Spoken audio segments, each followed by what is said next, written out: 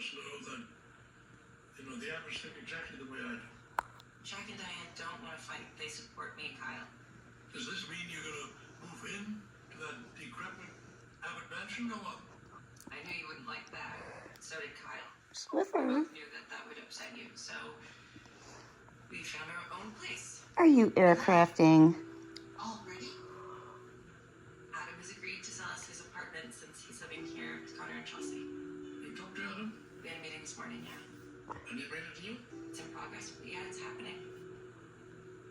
No, it won't happen. We should get out of it.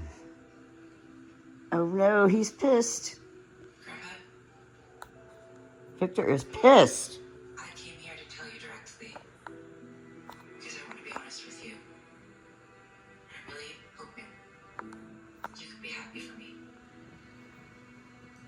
Don't hold your breath. This is for me. It's aircraft You head. don't understand this, between the Abbotts and the Newmans. We loathe each other. I don't want to get involved with that offspring. I'm very disappointed. Grandpa, please. He is pissed. I'll take care of this. Don't you worry. Oh my God. Swiffer, what do you think about that?